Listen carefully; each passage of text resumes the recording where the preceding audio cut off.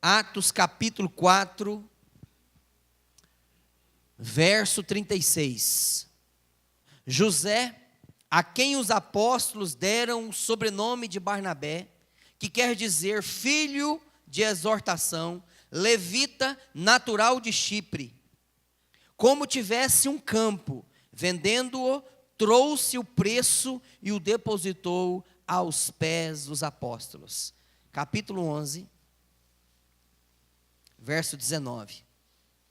Então, os que foram dispersos por causa da tribulação que sobreveio a Estevão, se espalharam até Fenícia, Chipre e Antioquia, não anunciando a ninguém a palavra, senão somente aos judeus. Alguns deles, porém, que eram de Chipre e de Cirene, e que foram até Antioquia, falavam também aos gregos, anunciando-lhes o evangelho do Senhor Jesus. A mão do Senhor estava com eles, e muitos, crendo, se converteram ao Senhor.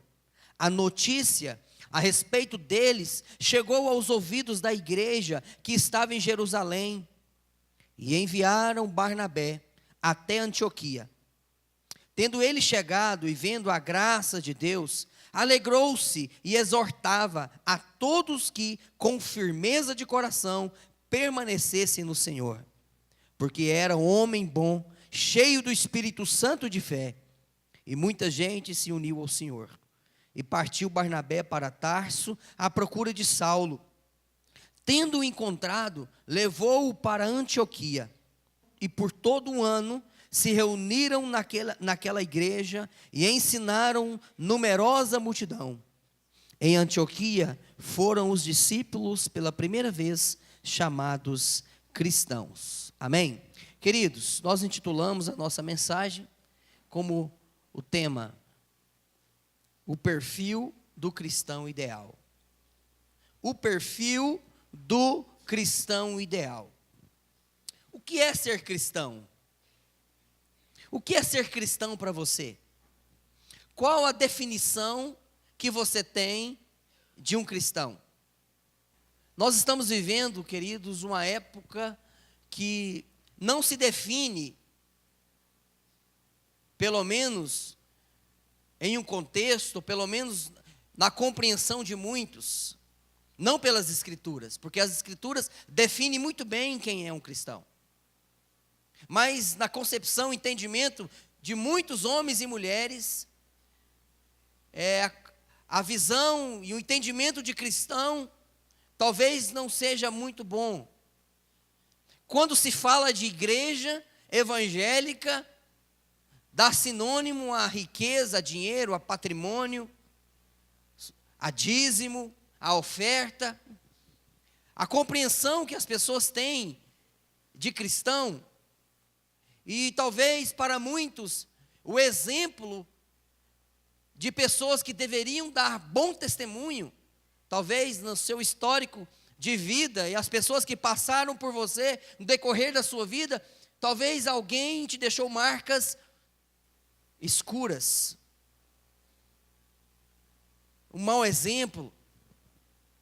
Talvez alguém que foi autoridade na sua vida não deu um bom testemunho como cristão.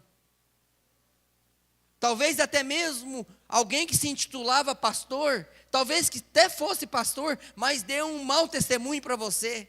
E você demorou anos para digerir isso. E até mesmo os dias de hoje, você ainda tem dificuldades porque alguém foi mau testemunho para você. Uma pessoa que se dizia cristão. Uma pessoa que se dizia crente. A visão que algumas pessoas têm, que enxergam a igreja de fora para dentro, e essas pessoas a compara a igreja a um comércio e a crentes malucos que sustentam e enriquecem pastores. Bem, na verdade, que pseudos igrejas fazem isso mesmo, mas que não são igreja. Usam da palavra de Deus para se auto-beneficiar. Mas existe, irmãos, crentes sérios. Existem pastores sérios. Existem homens de Deus. E eu conheci muitos, irmãos.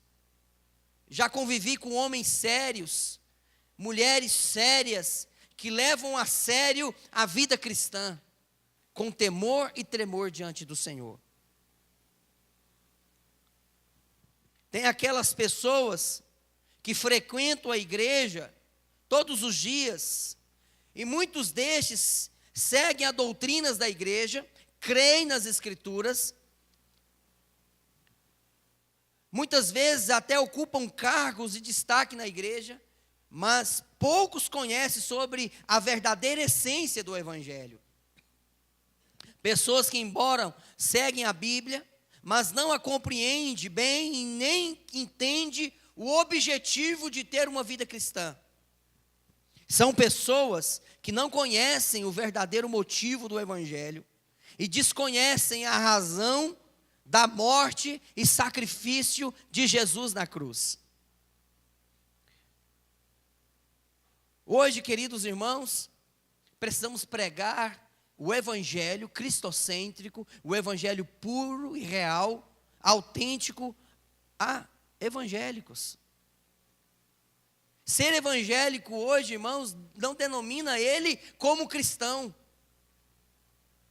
Há muitas pessoas que vivem e convivem em um ambiente de igreja, mas que não tem uma identidade formada. Há uma confusão. Quem está dizendo a verdade? O pastor a igreja A, ou a igreja B, ou a C, ou a D? Quem está com a razão? Meus irmãos, nós encontramos vários tipos de pessoas no nosso meio. Aonde você for, seja qual igreja evangélica que você entrar, você vai encontrar 4 tipos de pessoas. A primeira delas é aquelas pessoas que escutam a palavra, mas não a compreendem, não entendem, não colocam em prática.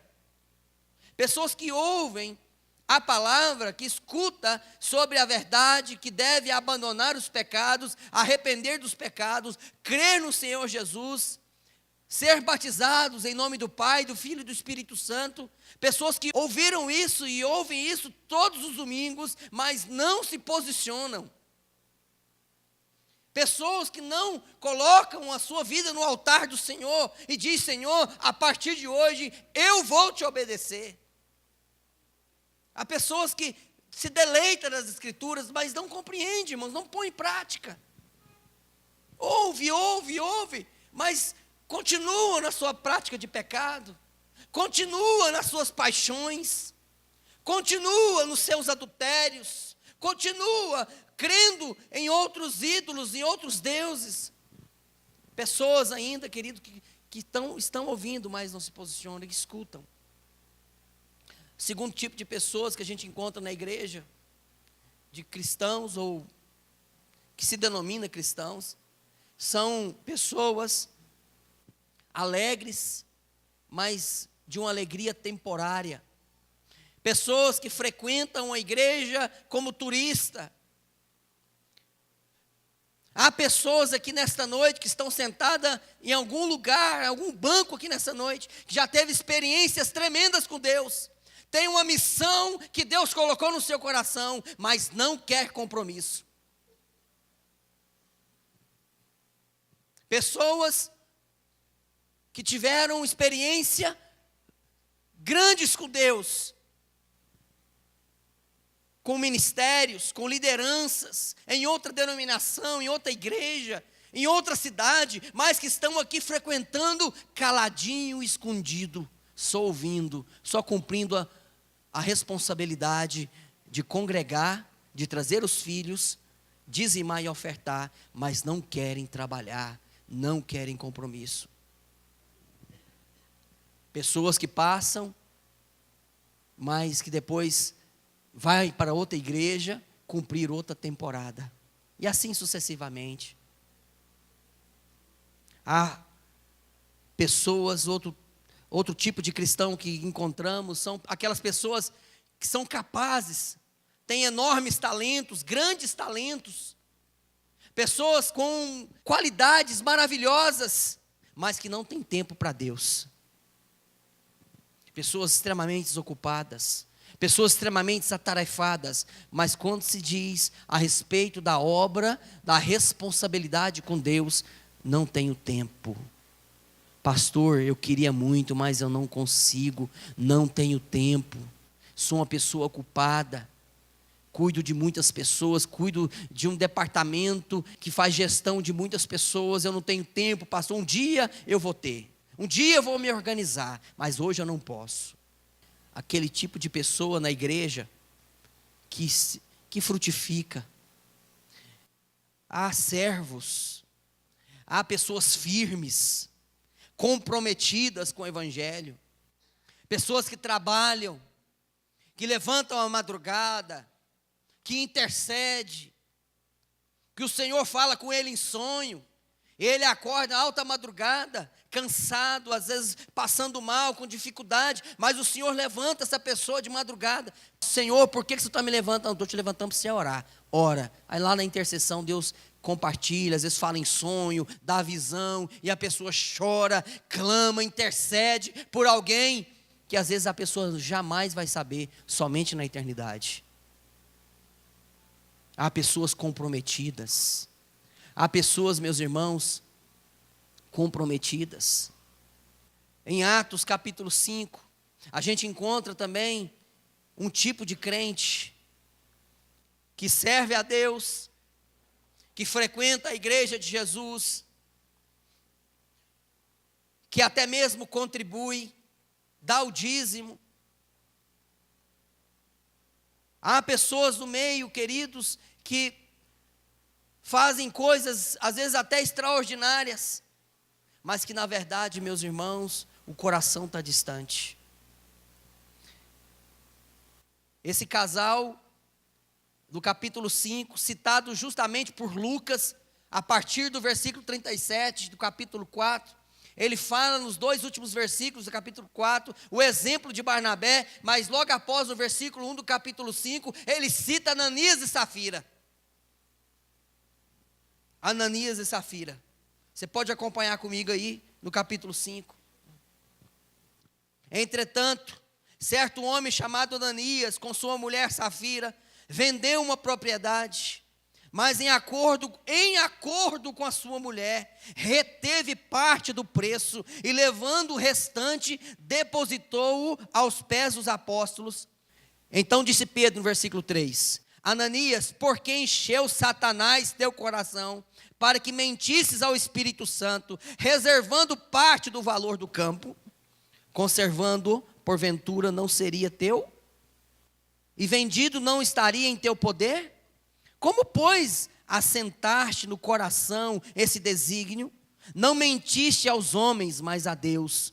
Ouvindo estas palavras, Ananias caiu e expirou, sobrevindo grande temor a todos os ouvintes. Levantando-se os moços, cobriram-lhe o corpo e levando-o sepultaram. Quase 3 horas depois, entrou a mulher de Ananias, não sabendo o que ocorrera.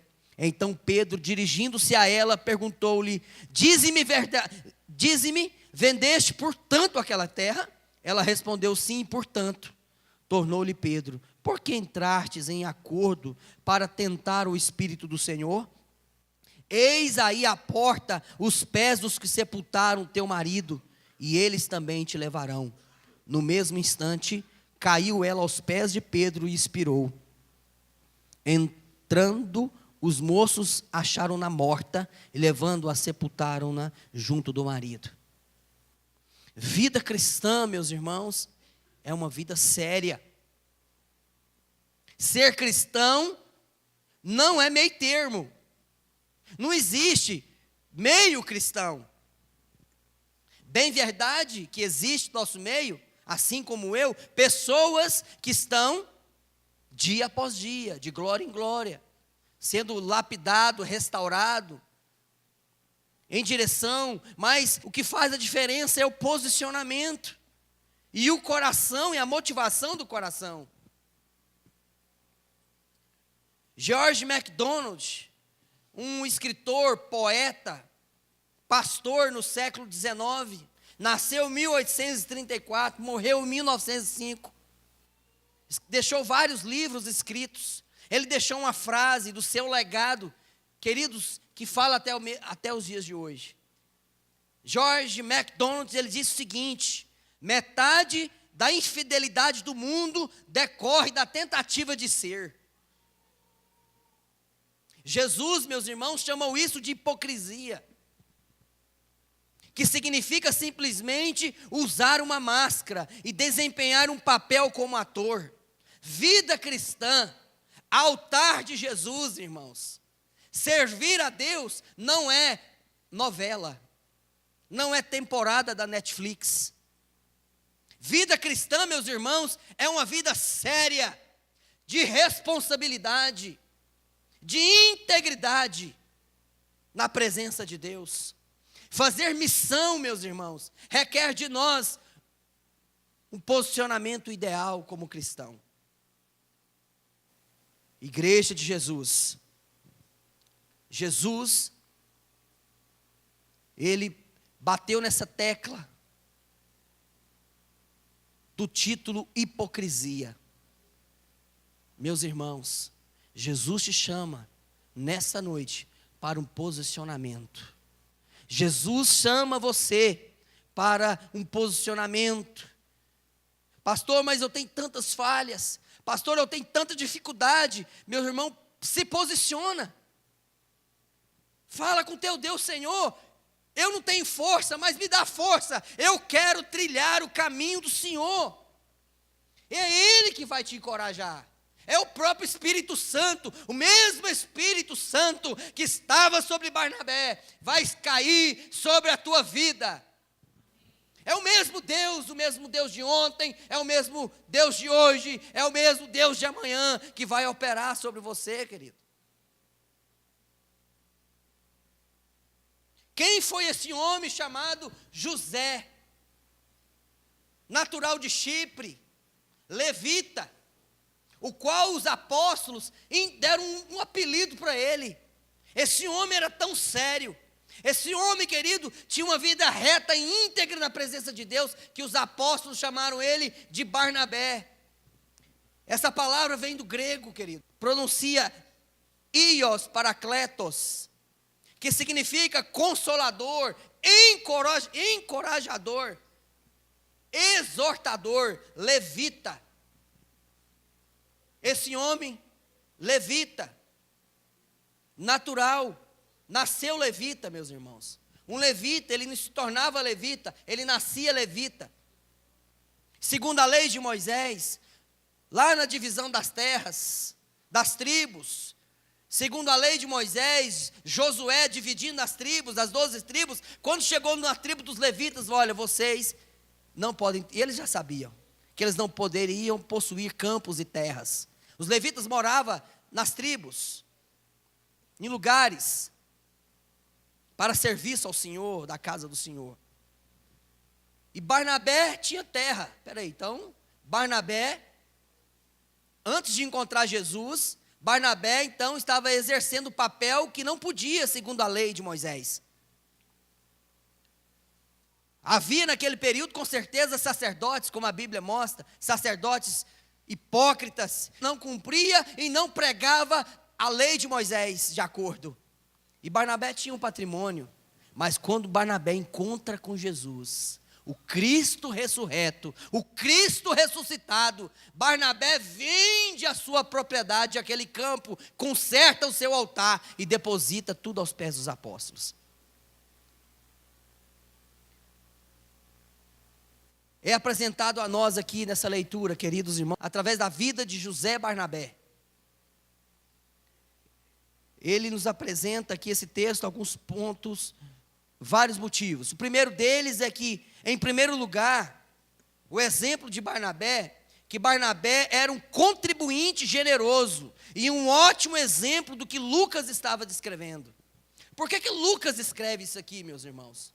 Por que Lucas, cheio do Espírito Santo, escrevendo lá no papiro, ele cita o legado deste homem chamado Barnabé. O que esse homem tem para nos ensinar? Em segundo lugar, ao que parece, seu gesto nobre encheu o coração de Ananias e Safira, encheu o coração de inveja dos dois, que quiseram impressionar os apóstolos e a igreja com a mesma atitude de Barnabé e acabaram mortos, mentiram ao Espírito Santo. Pedro fala, olha, a propriedade era de vocês, estava em posse de vocês, até mesmo depois da venda, o dinheiro estava em posse de vocês, por que vocês mentiram? A unção de Deus, irmãos, era tamanha, tão grande o poder de Deus, naquele período, queridos, que Ananias e Safiras morreram na presença dos apóstolos e da igreja naquele período. Ah, meus irmãos, se a unção do Senhor no nosso meio fosse tamanha, parecida ou igual àquele período, ai de nós, igreja de Jesus Cristo, ai de nós. Em terceiro lugar, Barnabé, queridos, Barnabé exerceu um ministério extremamente importante na igreja. Barnabé foi um missionário, Barnabé cumpriu a missão, Barnabé implantou igreja, Barnabé evangelizou, Barnabé discipulou, Barnabé cumpriu o ide de Jesus. Barnabé, eu tenho certeza, queridos irmãos, que é uma pessoa feliz nos céus. Mesmo depois de morto ainda fala. O legado desse homem é importante e relevante para nossas vidas hoje como igreja. Esse homem, servindo ao Senhor, e que também deu ao seu sobrinho João Marcos direcionamento no seu ministério, mesmo sendo falho, mesmo falhando lá no capítulo 13, João Marcos deixa na Chapada Paulo e Barnabé, na sua primeira viagem missionária, e mesmo assim Barnabé, voltando da primeira viagem, senta com João Marcos, discipula João Marcos. Espera aí, João Marcos, com certeza ele disse para João Marcos, a sua atitude não foi correta, você nos deixou, rapaz, nessa viagem, ué. Mas eu tive que vir embora, cansei, eu não sei o que foi o motivo, irmãos, mas que ele abandonou o barco, ele abandonou. E na segunda viagem missionária, quando Paulo se preparou, mas Barnabé, vamos voltar, visitar as igrejas, os irmãos que se converteram, voltar às cidades. E Barnabé, vamos, Paulo, mas com uma condição. Pois não, Barnabé, qual é a condição? João Marcos falou, não, de jeito nenhum. João Marcos não viaja comigo mais não. Aquele que nos deixou, de jeito nenhum. No momento mais difícil da viagem, ele voltou para trás. Barnabé falou, ele vai. Paulo, não vai. Vai, não vai. O que aconteceu, irmãos? Houve um grande desentendimento entre Barnabé e Paulo, os grandes amigos. Paulo, então, viaja com Apolo e Barnabé viaja com João Marcos. Lá na frente, meses, viagens missionárias posteriores, o ministério, a aliança é restaurada e o desentendimento que houve se resolveu. Meus irmãos, há muita coisa que não sabemos sobre José e Barnabé, mas de uma coisa temos certeza: era um homem cheio do Espírito Santo, que serviu de estímulo para a igreja, pois deu tudo de si ao Senhor. Ele deu tudo o que ele tinha, a sua vida, o seu coração, o seu tempo. Uma coisa digo, meus irmãos, nem todo cristão será como João, será como Pedro, mas, queridos, todos nós podemos ser como Barnabé e ter um ministério de encorajamento. Todos nós podemos ter. Você e eu e você, podemos encorajar uns aos outros a prosseguir na caminhada cristã. Chamar outros que estão perdidos, proclamar o Evangelho de Jesus Cristo, continuar falando sobre arrependei-vos dos vossos pecados, porque o reino dos céus está próximo. As crianças confirmaram aqui repetiram o que as Escrituras dizem: eu vou vos preparar lugar, e voltarei e vos receberei para mim mesmo, para que onde eu estou, estejais vós também. Meus irmãos, proponho vocês nessa noite, que a missão integral da igreja exige de nós um perfil espiritual ideal. Quem é você diante desse quadro confuso de identidade cristã? Quem é você? Quem é você, meu irmão? Quem somos nós, Igreja Batista Central de Rio Verde? O que as pessoas estão dizendo de nós? Jesus chegou nos discípulos e falaram: o que estão dizendo que eu sou? O que estão dizendo de nós em Rio Verde? Quem é a Igreja Batista Central? Você que está nessa noite, veio e se apaixonou por Jesus Cristo, está amando esta igreja, servindo ao Senhor aqui. O que falaram para você sobre essa igreja, quando te convidaram pela primeira vez? Agora, quem é você? Pastor, eu sou um iniciante na fé. Amém. Pastor, eu já tenho anos de caminhada cristã, mas fiquei desviado na maioria dos anos, fora dos caminhos do Senhor, mas hoje eu estou de volta. Amém, glória a Deus. Pastor, eu estive distante, perdi minha família, perdi meus filhos, mas me posicionei, Deus me deu outra família, casei novamente, estou firme em Deus, eu quero prosseguir. Glória a Deus, meu irmão. Aleluia. Nós precisamos continuar dizendo: quem somos nós, irmãos? Quem é você? João, Maria, Tiago, Fernando, Ricardo, Patrícia. Quem é você? Quem sou eu, Ronei? O testemunho de Barnabé nos dá a certeza que é possível viver um perfil de cristão ideal. E eu quero trilhar com você aqui algumas características no capítulo 11, citar também o capítulo 4, versículo 36 e 37, algumas características da vida deste homem Barnabé, chamado Barnabé. A primeira característica, queridos, que esse homem nos ensina, é que ele era generoso, tinha um coração totalmente desapegado a patrimônio. Eu falei aqui hoje de manhã, eu vou repetir para vocês também. Queridos, o que tem de crente, o que tem de cristão apegado a patrimônio não é brincadeira. Pessoas apegadas à fazenda, pessoas apegadas à casa, a carro, a coisas. Tem gente, irmãos, que tem coisas em casa que não usa, e tem gente precisando, não consegue dividir. Jesus falou: olha, se você tem 2 túnicas, reparta. Se você tem 2 sandálias, reparta para aquele que não tem. Queridos irmãos, precisamos ter um coração generoso, investir na obra. Seja generoso com a obra. Pedro aqui não ouviu, ele ouviu foi do Espírito Santo, irmãos. Cheio do Espírito Santo, ouviu o coração errôneo de Ananias e Safira. Para mostrar para nós hoje, irmãos, que com Deus não se brinca. Seja fiel ao Senhor. Segunda característica de Barnabé, no versículo 22, do capítulo 11. A notícia a respeito dele chegou aos ouvidos da igreja que estava em Jerusalém, e enviaram Barnabé até Antioquia. Barnabé, queridos irmãos, estava pronto para toda e qualquer situação do reino de Deus. Barnabé estava pronto.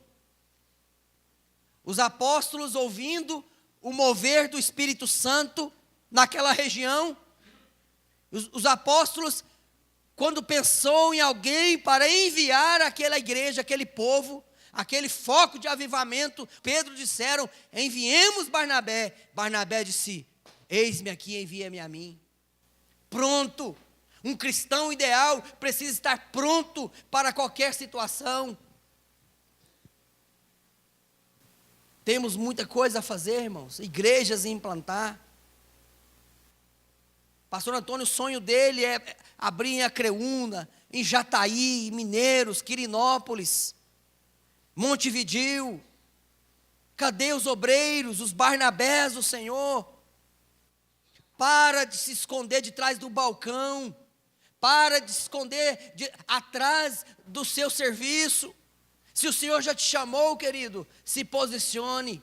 Pare de achar que você vai passar dificuldade. Não vai passar dificuldade. Não vai passar.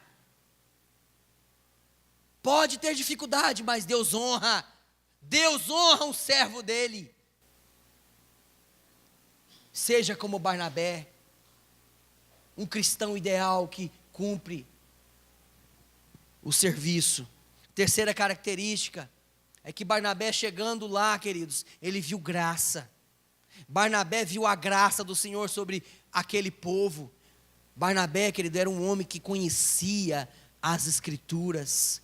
Barnabé era um homem que conhecia o Evangelho verdadeiro.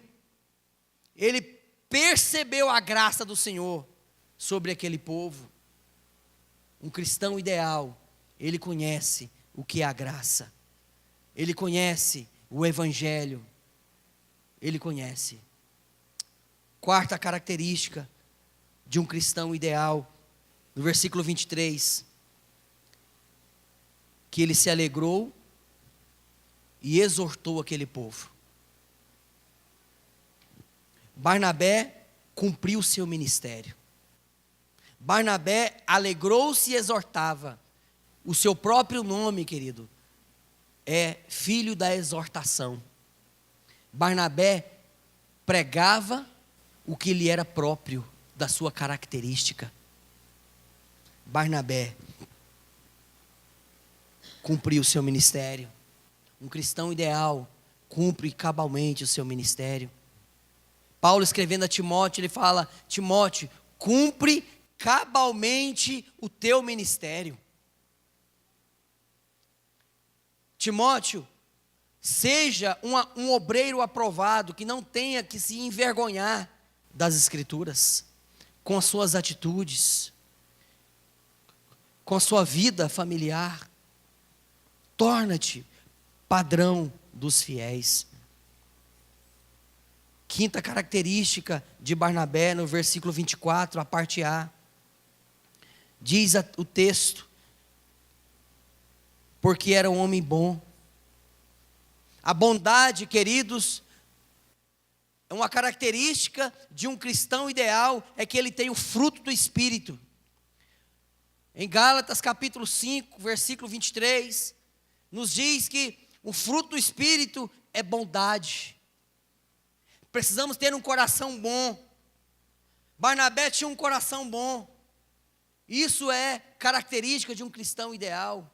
Bondade, fidelidade, amor, paz, alegria, mansidão, gozo, bondade, fidelidade, domínio próprio, benignidade, são fruto do Espírito. E isso precisa estar, queridos irmãos, nas nossas entranhas, saindo dos nossos poros, manifestando com as nossas atitudes, exemplo de vida cristã. Meus irmãos, a sexta característica na vida deste homem, ele era cheio do Espírito Santo e de fé. Cheio do Espírito Santo e fé.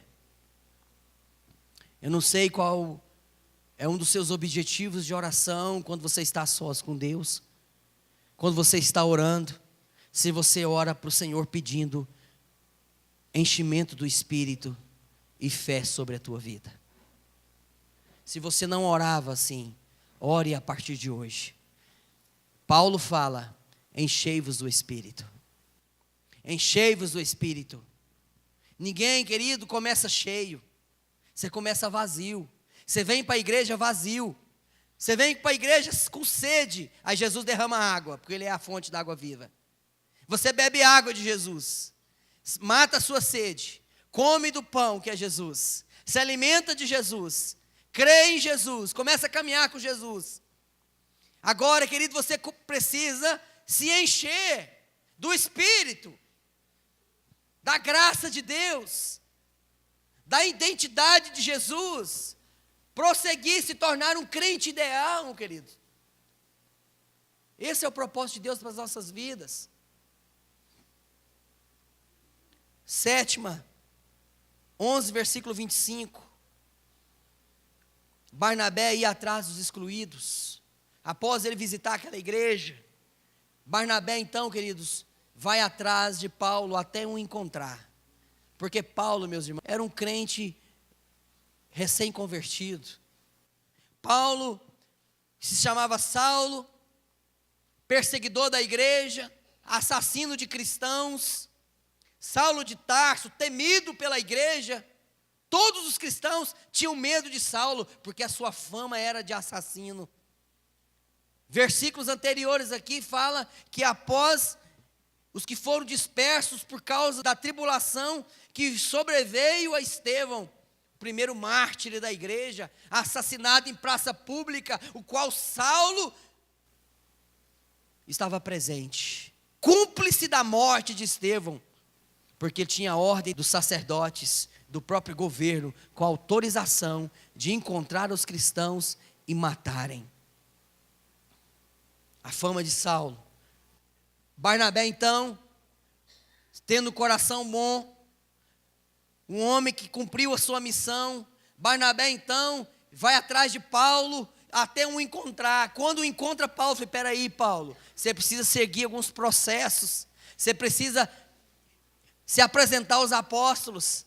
Então Barnabé leva Saulo para Antioquia, e durante 1 ano, Barnabé e os apóstolos discipulam Paulo. Após 1 ano servindo a igreja, jejuando e orando, no capítulo 13 de Atos, disse o Espírito Santo: separai-me para mim, para uma obra específica, Paulo e Barnabé.